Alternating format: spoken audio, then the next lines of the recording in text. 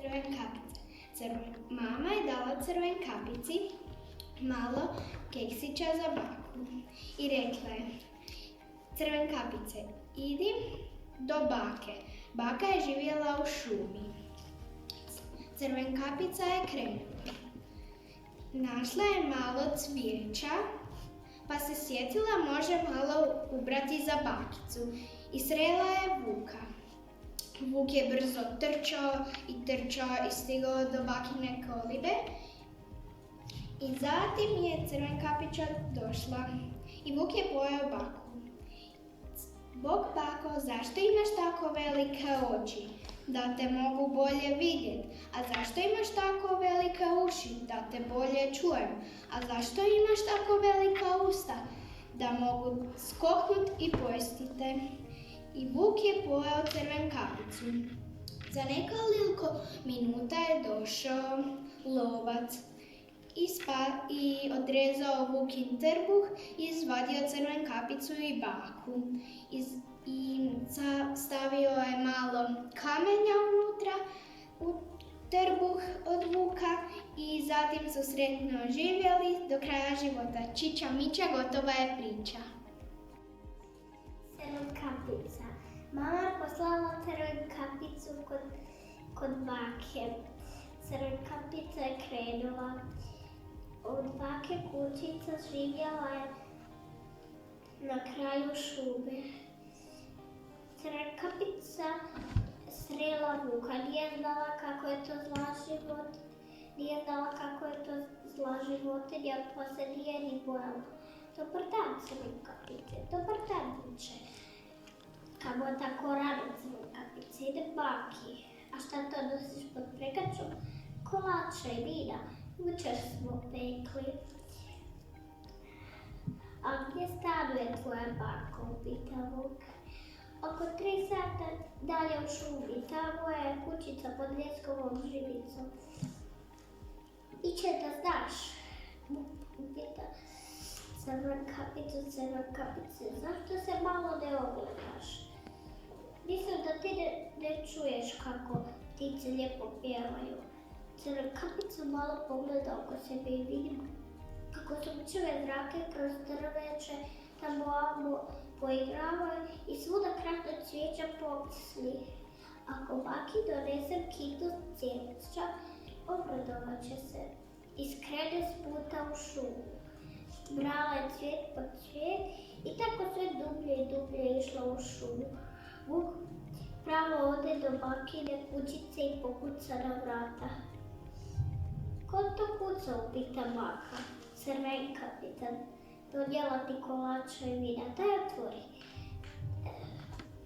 Preslaba sam, ne mogu ustati. Pritisni samo kvaku.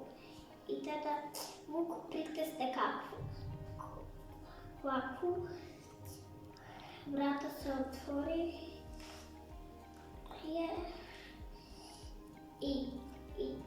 I Vuk te proždre baku.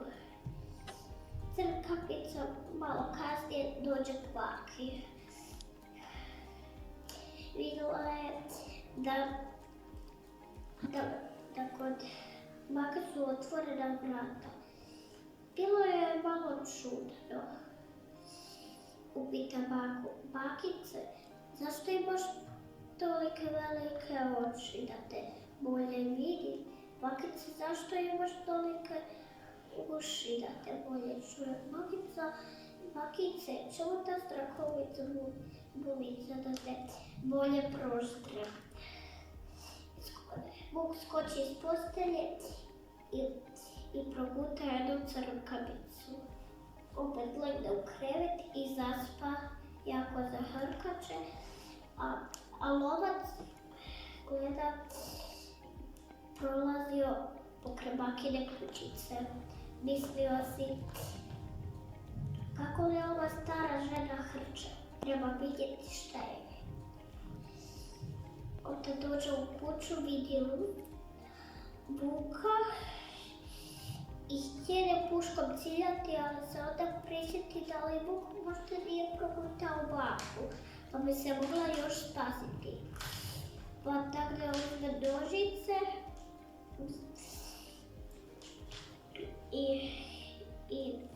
I počeo Vuku parati trbuh. Vidio kako je se zasjala crvena kapica, pa djevojka iskoči iz vučijeg trbuha i izađe stara baka, jedva dišaše.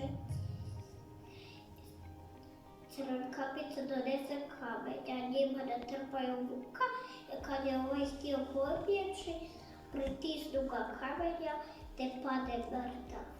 Svi tri su bili zadovoljni, lovac je Vuka oterao krdu i otišao kući.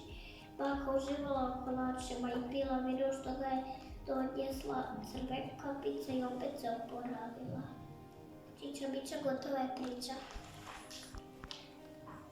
Bila je jedna djevojčica po imenu Crvena kapica. Živjela je s mamom koji sume. Jednog dana mama ju je poslala na kraj sume kod bake. Ona je polako krenula. Pri njen na livadu je bilo lažnog lijepog cvijeća. I malo je odlučila pobrati za baku, ali iza drveta se pojavio vuk i upita: "Kamo si krenula, Crvena kapice?" Crvena kapica odgovori: "Pa kod bake." "Ali di živi ta baka?" "Iza onih 3 stabala." Onda vuk krene prema bakinoj kući. Uđe unutra i pretvara se da je Crvena kapica. Dođe pri baku, smaže ju i stavi bakinu kapicu za spavanje i legne u krevet. Za nekoliko minuta dođe Crvena kapica, upita: "Bako, zašto imaš tako velike oči? Da bi te bolje vidjela." "Bako, zašto imaš tako velike uši? Da bi te bolje vidjela." Čula: "Bako, zašto imaš tako velika usta? Da bi te bolje smazala." Njam. I za nekoliko minuta dođe lovac kraj kuće. Čuje neko glasno hrkanje. I onda uđe u sobu, pa pomisli: "Možda je vuk pojeo baku." Vuk je zaspao i onda lovac uzme škale i ide vuku razrezat trbuh. Prvo je skočila Crvena kapica, pa baka. Baka je teško disala. Onda u vuku su u trbuh stavili kamenje. I onda on se pobudio i išao nekog smazati, ali nije, pao je. Sica mica, gotova je priča.